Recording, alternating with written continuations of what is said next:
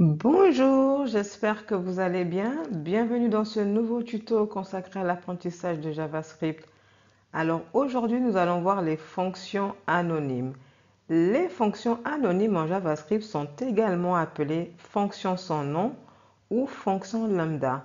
Elles sont des fonctions définies sans qu'on leur attribue un nom explicite. Au lieu de cela, elles sont généralement créées et utilisées de manière immédiate dans le code.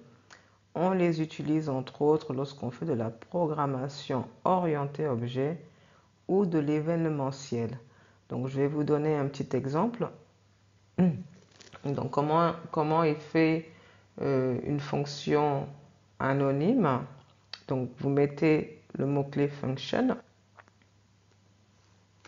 Voilà, entre parenthèses. Ensuite, vous mettez des accolades. Et là, on va mettre par exemple un console plug. Et là, on peut dire je suis une fonction anonyme, par exemple.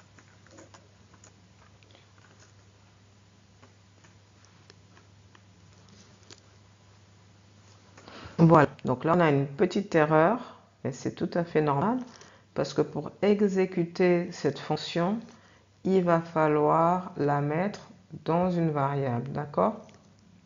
Donc, on peut la mettre dans une variable, ou on peut l'auto-invoquer, ou alors en utilisant un événement, par exemple dans un bouton. Mais bon, cela, on verra ça plus tard. Donc, dans un premier temps, on va utiliser une variable, d'accord? Donc, pour cela, je vais faire let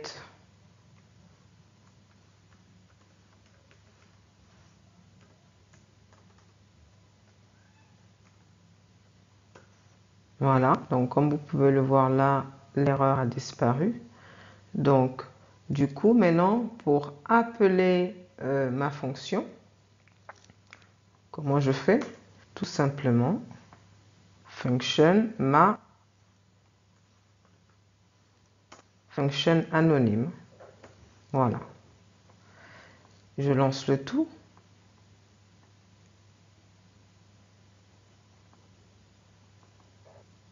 Et là, comme vous pouvez le voir, nous avons bien je suis une fonction anonyme qui s'affiche. D'accord?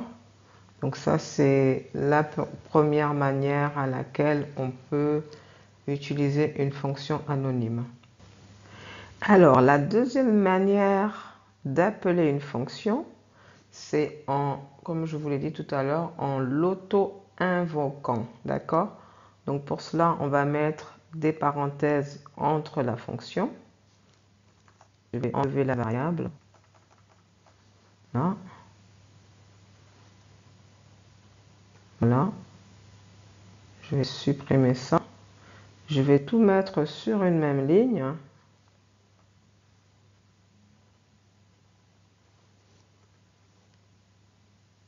Je vais enlever le point virgule. Donc comme vous pouvez le voir, j'ai mis ma fonction entre parenthèses. Là. D'accord? Et à la fin, je mets encore des parenthèses. Voilà. Et enfin, sans oublier le point virgule. D'accord? Surtout, enlevez le point virgule qu'il y avait juste avant, hein, sinon vous aurez un message d'erreur. Donc voilà, donc là je vais mettre fonction anonyme 2 pour vraiment bien faire la différence. Je lance tout. Donc voilà, comme vous pouvez le voir, ça s'affiche bien. Je suis une fonction anonyme 2. On peut également faire un passage de fonction en tant qu'argument, d'accord? Par exemple, je vais retirer ça.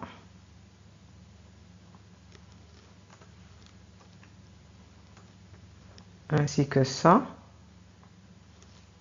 Si je veux utiliser par exemple la fonction setTimeout, nous l'avons là, qui va prendre en argument notre fonction.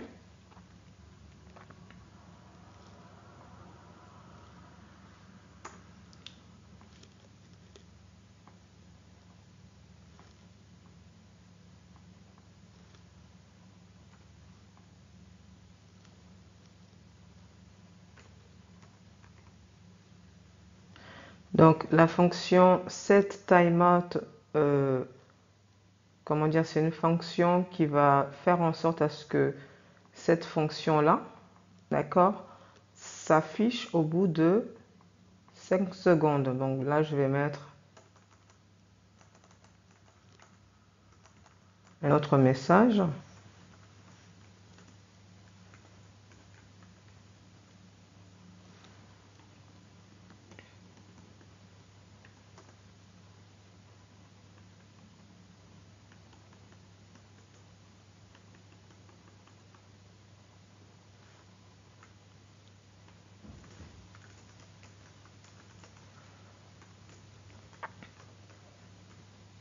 Voilà. Donc nous avons mis notre fonction anonyme en argument, d'accord, dans la fonction timeout, d'accord. Donc cette fonction timeout fait en sorte que notre fonction anonyme s'affiche au bout de 5 secondes, d'accord. Donc je lance le tout. 1, 2, 3, 4, 5. Voilà. La fonction s'est bien affichée au bout de 5 secondes. Donc voilà, hein, voici comment nous pouvons utiliser des fonctions anonymes. J'espère que j'ai été assez claire. Bien entendu, il y a plusieurs autres manières d'utiliser les fonctions anonymes, mais nous ne verrons que cela. Ça nous permettra en fait après d'utiliser ce dont nous aurons besoin, par exemple dans l'événementiel où c'est largement utilisé. Donc voilà, ben écoutez, j'espère que j'ai été assez claire dans mes explications. Si vous avez apprécié cette vidéo, n'hésitez pas à la liker. Si vous n'êtes pas encore abonné, bien sûr, je vous invite à le faire. Et je vous dis à bientôt. Dans un prochain tuto, nous verrons les fonctions fléchées. Je vous remercie encore. À bientôt.